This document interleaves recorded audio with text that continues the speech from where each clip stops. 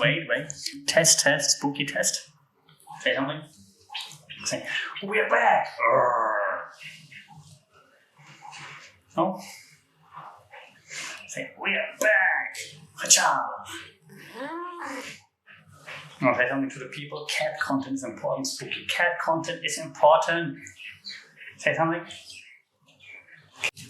Sawadee-krab and welcome to another episode of the MMA Monday. Back in your life, the one, the only, the original MMA Monday, still not sponsored by Manscaped. It's been a while since we had the MMA Monday here on the Funkit Pod for several reasons.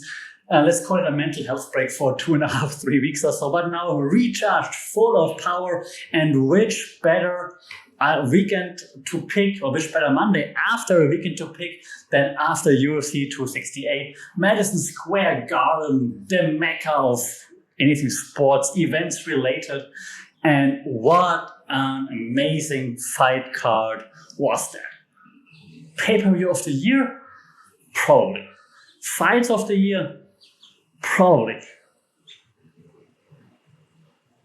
Anything of the year, I was looking for more superlatives, but just amazing fights, start to finish. I don't even know where to start, to be honest. I mean, we had the new Conor McGregor, Conor 2.0, which was quite decent and fun, I guess. I'm just not, maybe it's because I'm from Europe, so I'm not that entertained by the Irish as like the Americans apparently, but still pretty awesome.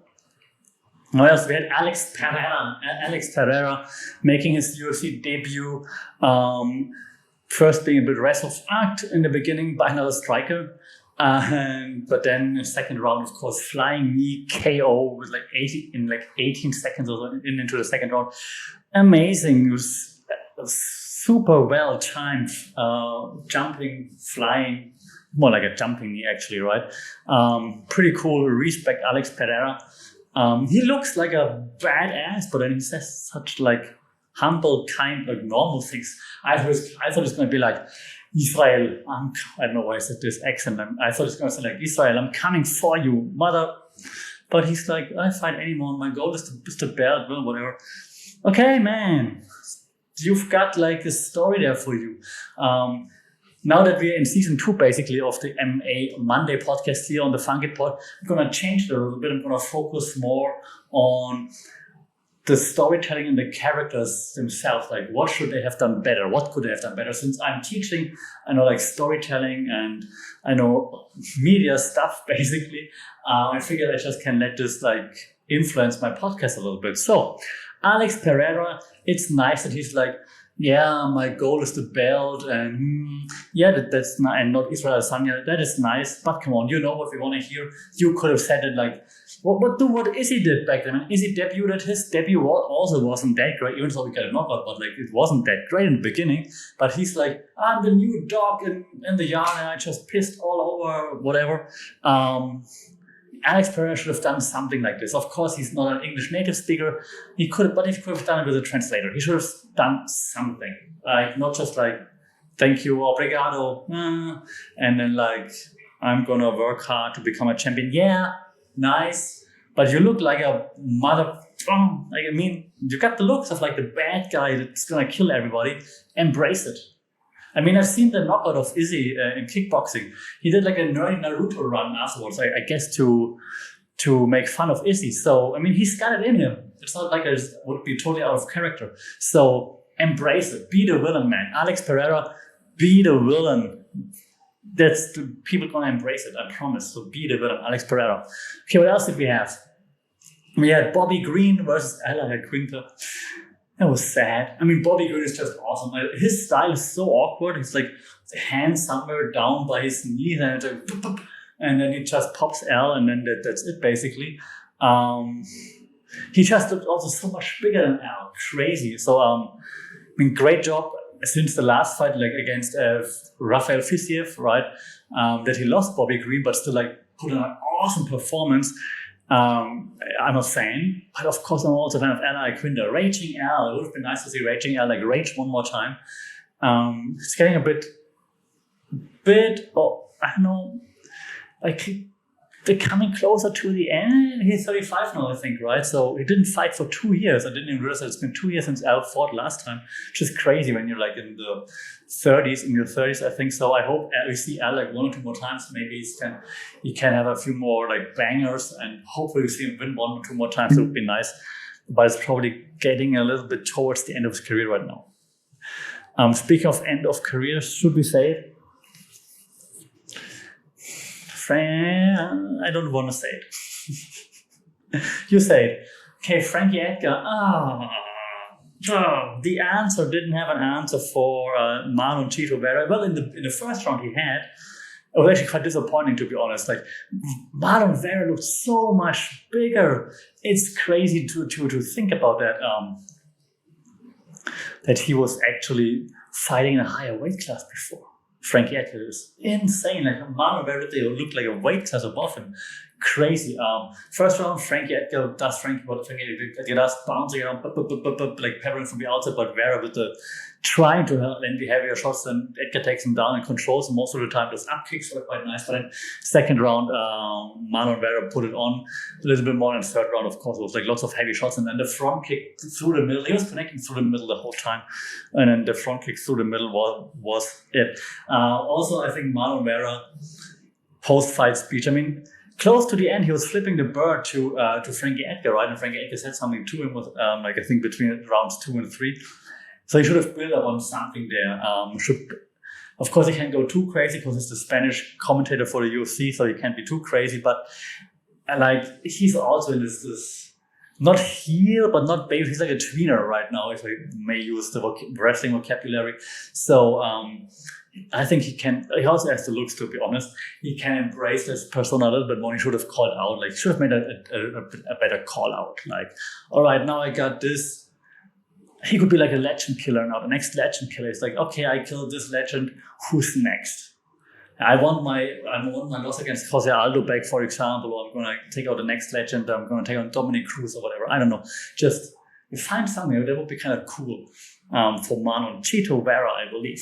Okay, I think he's now in the top 10 since he took out a number 8 ranked fighter. So congratulations, Marlon Vera, for being now in the top 10. What else did we have then? Well, let's talk about the 3 main events, so to speak. Trevor Whitman trifecta. Congratulations, Trevor Whitman, you're the man. Let's start with the people's main event. Insanity.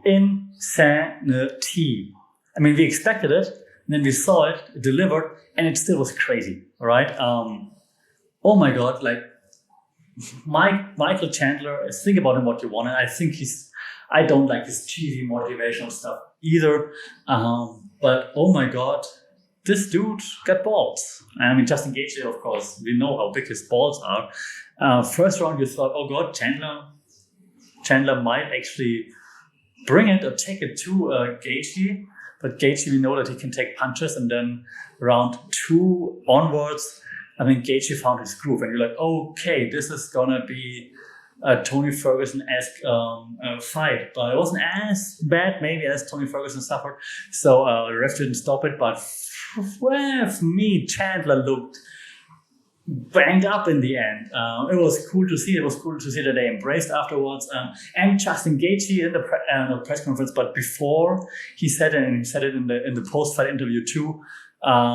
If he doesn't get a title shot next, we riot. And yep, all for it. That was well said, Justin Gaethje. You believe it. You believe that Justin Gaethje's fans will riot if he doesn't get a title shot now. So I think that was well done in terms of personality, persona, PR, and so on. Justin Gaethje, well done. I agree with you, and I agree that Justin Gaethje should get a title shot over Islam Makhachev. Like Makhachev, how Chael Sonnen said, who has he beat in the top 10? No one. He has a whatever fight winning streak. That is nice. But you gotta beat someone in the top 10. Like, I mean, Li Jingliang was 11th, I think, right? Okay, good. But now go beat 1 or 2 in the top 10, top 5, and then you get a title shot. You can't just like jump from 15 to title shot. Like, if you beat, I don't know, if you have like a 9-fight winning streak out of the top 15, congratulations, but who cares? So beat someone, then you can get a title shot. So disagreeing with DC here. And of course, Justin Gaethje also took another shot at DC in a pre-match interview with Joe Rogan. Well done, Justin Gaethje. Well done. Michael Chandler then afterwards on social media had like this Yoda filter over him so that you don't see how banged up he is. And then also like, yeah, see you at the top, of course, again, his cheesy motivational stuff. But good on him for not looking for excuses and so on. So stay in character again. So both guys did well afterwards, I think. So good job here. Then we had the co-main event, Rose Namajunas versus Weili Zhang, and I see so many robbery comments in social media, and I actually picked Weili Zhang to win before the fight. I thought she's too powerful, she's gonna make the right adjustments, she's gonna just go forward pressure, and it might be too much for Rose, and Rose might crack. She didn't crack. So Weili tried. First 2 rounds were tough. First round clearly for Weili. Second round could go either way. I had it for Rose, I think. Overall, and the fifth round, like I think it was 2-2 going in the fifth, and then Rose just doing UFC math basically in terms of like how judges score rounds, goes for the takedown, dominates on the ground, doesn't do that much damage, but has the control time. That's how you unfortunately grind it out. And so I think it was clearly 3-2 Rose. If they would have fought here in Asia and won championship, for example, I think Weili Zhang would have taken it because they judged the fight in its entirety, not round by round. And so they might have said that Weili Zhang did more damage to Rose with her power shots.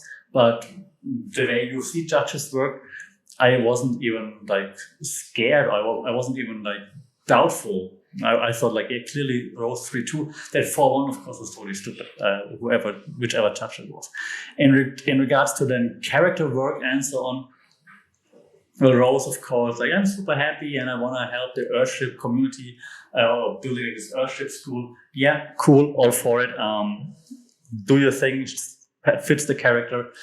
She's never want to call out anyone, and she's a champ, so she doesn't have to call out anyone. Oh no, actually, but she said she wants the loss to Carla back. So next up, Rose Namajunas, Carla Esparza, and yeah, that could be interesting. Carla is also good, decent in talking, I believe. So this could be fun because maybe Carla can sell the fight a little bit more.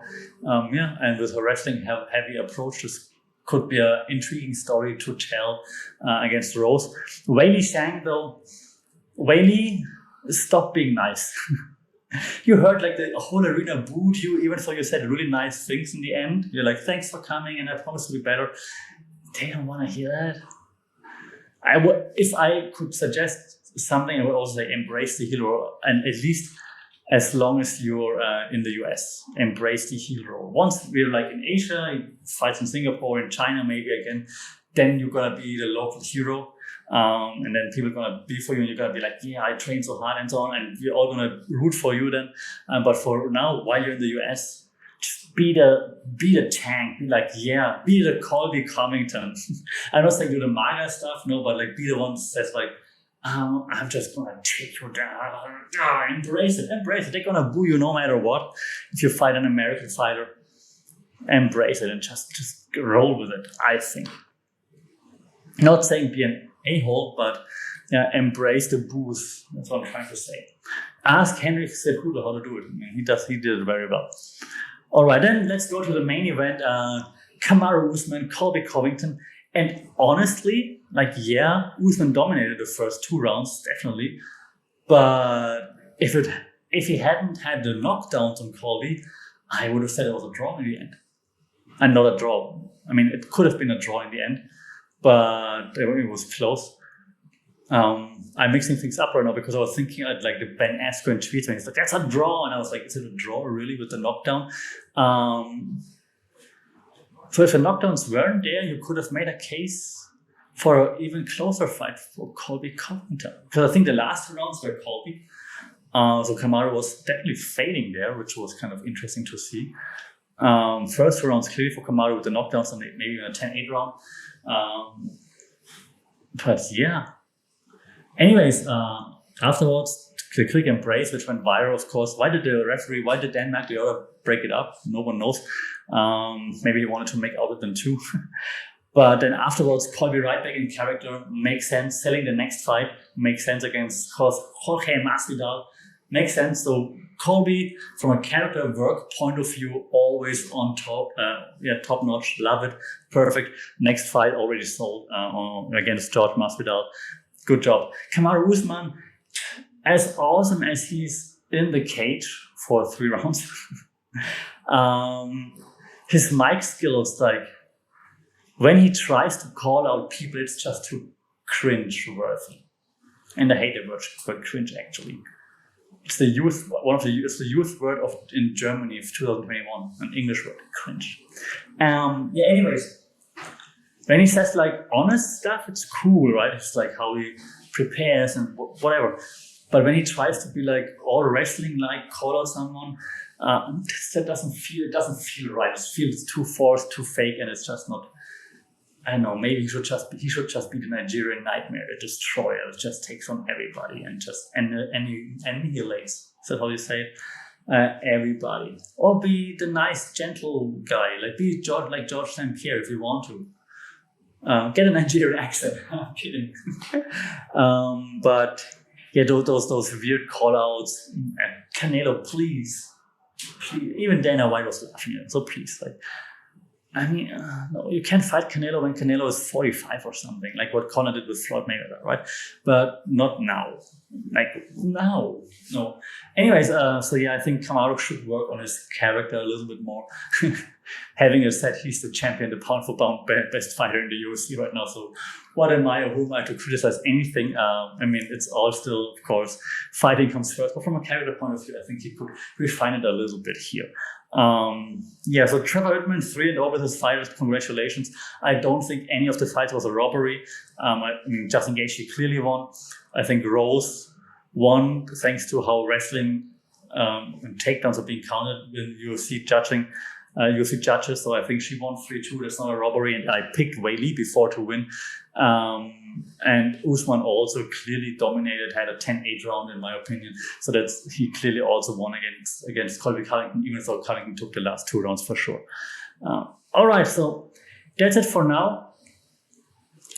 Storytelling-wise, before we move on, my highlight actually, like just from like storytelling and building characters and so on, was what Ariel Helwani, oh God, props to Ariel, oh no, what's happening? Posted on Twitter or also on IG, where he shared from someone else, was like the camera is like on Francis Ngannou. Francis walks through the hall and he walks very fast, not turning left or right, and he passes Cyril Gane, but he doesn't stop. He just looks straight, totally ignores Cyril Gane, and the camera goes with Francis, stops on Cyril Gane, goes up to his face, and Cyril Gane with his team is like, why is he so weird? It just looks like, it was fantastic. It was also fantastic, like, to tell a story later on, like Francis Ngannou like is mad, feels disrespected and so on, and Cyril Gane is like, what's his problem, man? Also fantastic. So that was great. All right, that's it for the UFC 268 review. Again, we are back now, so there's going to be more storytelling analysis, character analysis.